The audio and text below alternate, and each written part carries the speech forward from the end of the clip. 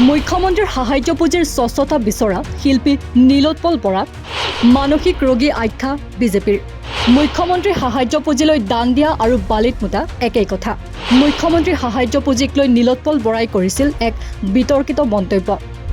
এই কথা এটা নকওঁকেও ক'ব লগা হৈছে, CM ৰিলিফ ফাণ্ডত পইচা দিয়া আৰু বালিত মুতা একেই।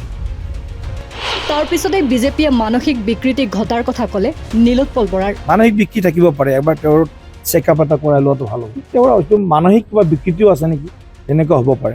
ৰাজ্যত বানপানী আৰু বান পৰৱৰ্তী দুৰ্যোগত লাখ লাখ সাধাৰণ শ্ৰমিক, কৃষক আৰু খাটি খোৱা ৰাইজে সৰ্বস্বান্ত হৈ হাহাকাৰ কৰি থকাৰ সময়তে পুনৰ এবাৰ প্ৰতিফলিত হৈছে সাহসীয় শক্তিৰ অসহিষ্ণুতা আৰু জবাবদিহিতাৰ অভাৱ। মুখ্যমন্ত্ৰীৰ সাহায্য পুঁজিৰ ব্যৱহাৰ আৰু স্বচ্ছতাক লৈ সাধাৰণ ৰাইজৰ মনত থকা পুঞ্জীভূত ক্ষোভকে শেহতীয়াকৈ নিজৰ ভাষাত প্ৰকাশ কৰিছিল জনপ্ৰিয় গায়ক নীলোৎপল বৰাই। কিন্তু এই সমালোচনা সহ্য কৰিব নোৱাৰি ৰাজ্যিক বিজেপিৰ সভাপতি দিলীপ শইকীয়াই শিল্পীগৰাকীক মানসিক ৰোগী আখ্যা দি শাসক যন্ত্ৰৰ স্বেচ্ছাচাৰী চৰিত্ৰটোকে উদঙাই দিছে। সেই প্ৰশ্ন উত্থাপন হৈছে যে প্ৰশ্ন কৰাটোৱে এতিয়া মানসিক বিকৃতি নেকি?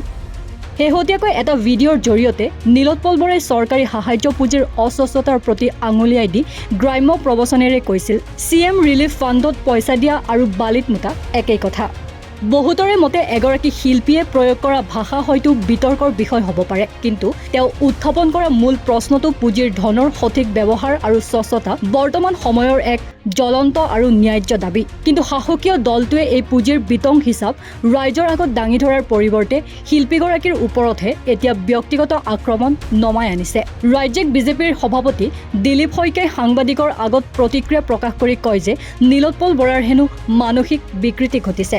তেওঁৰ আগতেও বহুত ঘটনা আছে, গতিকে ইয়াত মই প্ৰতিক্ৰিয়া দিব নিবিচাৰোঁ, কাৰণ তেওঁ এটা ৰাইজৰ দ্বাৰা নিৰ্বাচিত এখন চৰকাৰৰ মুৰব্বীক যদি তেনেধৰণৰ কথা ক'ব পাৰে আৰু মুখ্যমন্ত্ৰীৰ সাহায্য পুঁজি আপোনালোকেও পায়, অসমৰ ৰাইজেও পায়, দুৰ্গত সকলোৱে পায়, গতিকে সেই সময়ত তেওঁ কেৱল মুখ্যমন্ত্ৰীক অপমান কৰা নাই, যিসকলে মুখ্যমন্ত্ৰীৰ সাহায্য পুঁজি পাইছে সকলোকে তেওঁ অপমান কৰিছে।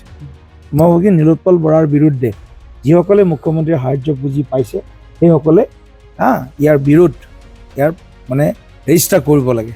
কেৱল আমি বিজেপি হিচাপে নহয়, আৰু তেওঁৰ হয়তো মানসিক কিবা বিকৃতিও আছে নেকি, তেনেকুৱা হ'ব পাৰে। মানে মানসিক বিকৃতি থাকিব পাৰে, এবাৰ তেওঁৰ চেকআপ এটা কৰাই লোৱাটো ভাল হ'ব। চাই লওঁ এতিয়া। মই কৈছোঁ নহয়, যোনে মুখ্যমন্ত্ৰীৰ সাহায্য পুঁজিৰ লাভ পাইছে, লাখ লাখ আজি বানগ্ৰস্ত লোকক, আজি কেঞ্চাৰ পেচেণ্টৰ পৰা, হাৰ্ট পেচেণ্টৰ পৰা, কিডনী পেচেণ্টৰ পৰা আৰম্ভ কৰি যিসকলে আজি লাখ লাখ লোকে ইয়াৰ সহায় পাইছে, তেওঁলোককো অপমান কৰিছে। তেওঁলোকৰ যি চিকিৎসা, তাতে তেওঁলোকে ভাবে যে নীলোৎপল বৰাই যে মানুহে চিকিৎসা সাহায্য নোপোৱাকৈ মানুহ মৃত্যুমুখত পৰক। মানুহৰ মৃত্যুৰ কামনা কৰা এজন হয়তো তেওঁ শিল্পী নে কি, তেখেত গায়ক, শিল্পী গায়ক কি কয়, মানুহৰ তেওঁ হয়তো মৃত্যু কামনা কৰা এজন শিল্পী বা গায়ক। গণতন্ত্ৰত চৰকাৰৰ কাম কাজক লৈ প্ৰশ্ন কৰাটোৱে এতিয়া শাসক গোষ্ঠীৰ চকুত মানসিক ৰোগৰ লক্ষণ নেকি, সেয়া এক গুৰুতৰ প্ৰশ্ন হৈ পৰিছে। জনতাৰ ধনৰ হিচাপ বিচৰাটো অপৰাধ নেকি? এয়া প্ৰশ্ন কৰাৰ কণ্ঠক স্তব্ধ কৰাৰ সুপৰিকল্পিত প্ৰয়াস চৰকাৰৰ মূল সমস্যাৰ পৰা দৃষ্টি আঁতৰোৱাৰ কৌশল। বানাক্ৰান্তই প্ৰকৃততে কিমান সাহায্য পাইছে সেয়া আজিও সাধাৰণ ৰাইজৰ বাবে এক সাঁথৰ হৈ ৰৈছে। যি সময়ত পুঁজিপতিৰ স্বাৰ্থত চৰকাৰে কোটি কোটি টকাৰ ৰেহাই দিয়ে, সেই সময়ত বানাক্ৰান্তৰ সাহায্যৰ নামত সংগ্ৰহ কৰা পুঁজিৰ হিচাপ বিচৰাজনক ৰাষ্ট্ৰদ্ৰোহী বা মানসিক ৰোগী সজোৱাটো শাসক শ্ৰেণীৰ এক পুৰণি কৌশল। আচলতে ৰাজ্যত বানৰ কবলত পৰি লাখ লাখ মানুহে ত্ৰাহি মধুসূদন ফুৱাৰাৰ সময়ত চৰকাৰৰ গাঁথনিগত ব্যৰ্থতা লুকুৱাবলৈকে বিজেপিয়ে এনেদৰে বিতৰ্কৰ সৃষ্টি কৰি মূল ইছ্যুৰ পৰা ৰাইজৰ দৃষ্টি আনফালে নিব বিচাৰিছে। চৰকাৰী পুঁজি কোনো ব্যক্তিগত সম্পত্তি নহয়, ই জনতাৰ ধন। সেয়েহে ইয়াৰ ব্যৱহাৰক লৈ প্ৰশ্ন কৰাৰ অধিকাৰ প্ৰতিজন নাগৰিকৰ আছে। শিল্পীগৰাকীৰ কণ্ঠ ৰোধ কৰিবলৈ কৰা এনে ফেচিবাদী আক্ৰমণক প্ৰগতিশীল সমাজ ব্যৱস্থাই হয়তো কেতিয়াও মানি নলয়।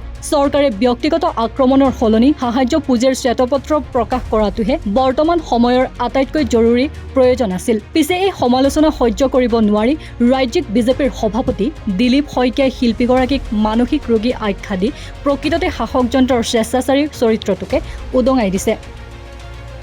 News desk report, north east নাও।